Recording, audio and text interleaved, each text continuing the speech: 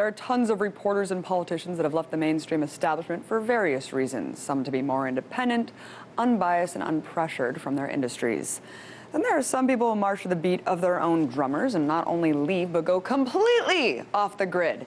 And that's exactly what former Minnesota Governor Jesse Ventura has done. See, for now, he's over living in the U.S. and has opted for happier, more tranquil days to escape the NSA and surveillance drones soon to be flying over our heads. Where is he? We don't know, but we were still able to snag him for an interview earlier today. I first asked him to tell us about his new show on Aura TV called Off the Grid and what topics he's covering that can't be covered in American media. Well, off the grid is the fact that I feel I'm being censored in the United States. I did a book tour last time, and I couldn't get on Fox News, I couldn't get on MSNBC, I couldn't get on any of the networks whatsoever. And so this idea came up to put me on the internet. I did an interview with Larry King, and Larry, as you know, has left CNN and is part of Aura.tv, and he said, this is where you need to be. And I explained to them that the problem was I had made a life choice about 7, 8 years ago to live off the grid 4 months out of the year, and they said, we have the technology, that's not a problem, we can do it anywhere. And so then it thus became the show, where I now talk from the outside looking in as opposed to the inside looking out where I was before, and maybe I'll have a better effect on waking people up, and the fact that it's on the internet, so it's no holds barred. I can talk about anything I want, and the subjects are mine and mine alone. You've talked about how you left the U.S. also so you can get away from the drones circling overhead. How serious of a concern do you think domestic drones really pose for the future of this country? Well, you know, I made light of it, and it was tongue-in-cheek, because, you know, mainstream media is just begging to be made fun of. You know, they truly are. They're just begging, make fun of us, because they deserve it. So I say things, and they run with it, not like, you know, that we're down here dodging the drones and that. But when you look at it on a serious note, it's exceptionally serious. I mean, when our Constitution and our Bill of Rights get violated by the government, why aren't people going to jail for that, or at least losing their jobs? You know, people talk about Snowden, and they say, well, he broke a contract and he revealed this. The point is, the Constitution and Bill of Rights are the highest law of the land. They take precedence over anything else. And so that's under assault right now. Our government is operating like they've suspended the Constitution and the Bill of Rights, which is ridiculous. You can't do that unless you declare martial law. But it seems we have an undeclared martial law, and that's what the essence of everything is to take back our country and get back the freedoms that we've lost since 9/11. Jesse, you've grown up, you know, through the Cold War, Vietnam. You've been in the military. You have family that's been in the military. You know, you talk about how the U.S. almost is like an undeclared martial law. In what ways do you think it resembles East Berlin, which is what you compared it to in another interview? Yeah, because, I mean, I cross the border every year, and it's ridiculous. If I cross at Mexico, there's nobody there. I've actually stopped my vehicle, rolled the windows down, and say, doesn't somebody at least hand you a piece of paper and say, buenos dias? No, they welcome me because guess what? I bring pesos. They know I'm going to spend money down here. They like having me down here. I create jobs. You know I'm a job creator now?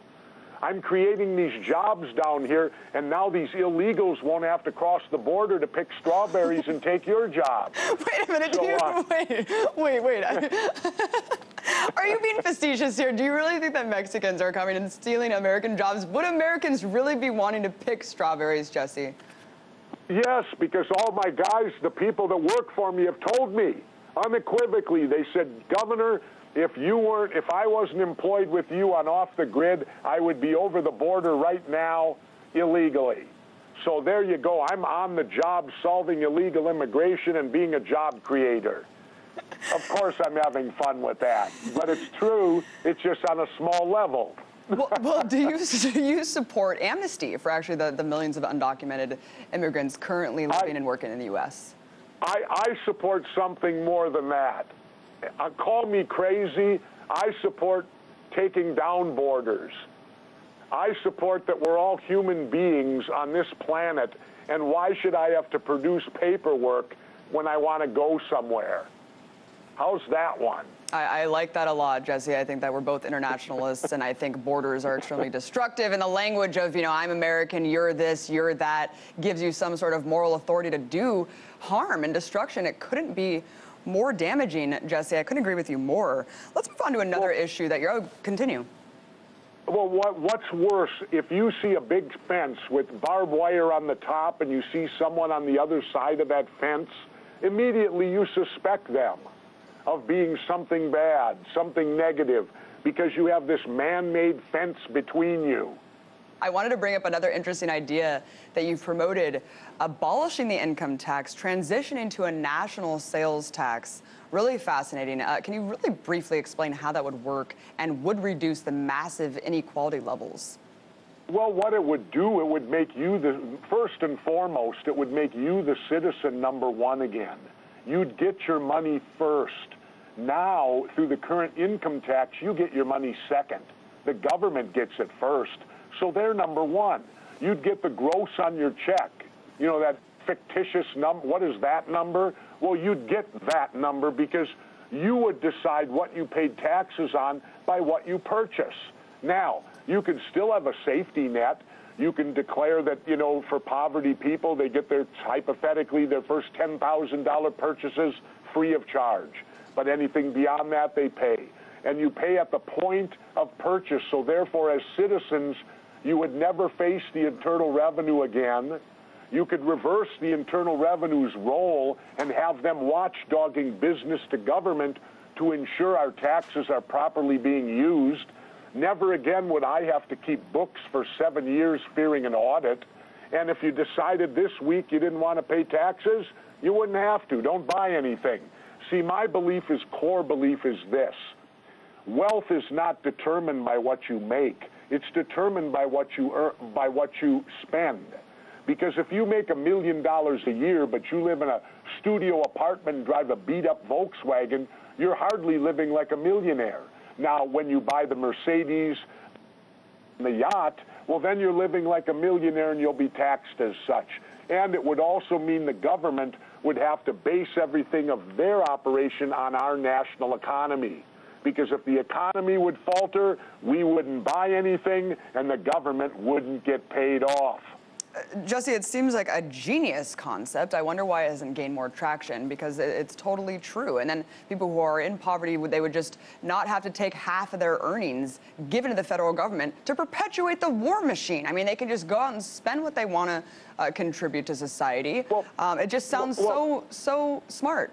And the thing is, you don't have to tax food. That's an essence of life. Clothing, anything under $150, no tax. You start buying mink stoles, yeah, there's a tax on that if you buy clothing that's more than $150.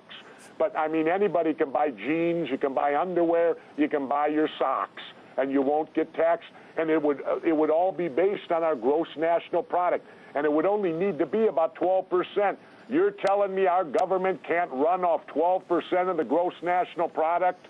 If they can't, then it's time to replace them. Well, it sounds way too reasonable for anyone in this government to be supporting, Jesse. That's why you and I are talking about it, I guess. Abby, that's why I'm off the grid. You have the right, you made the right moves, Jesse.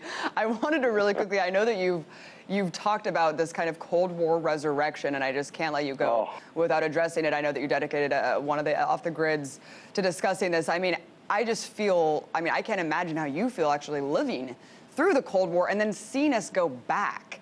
How do you think the situation is going to play out, and how can we stop this fear-mongering and warmongering in terms of Russia versus the U.S. right now?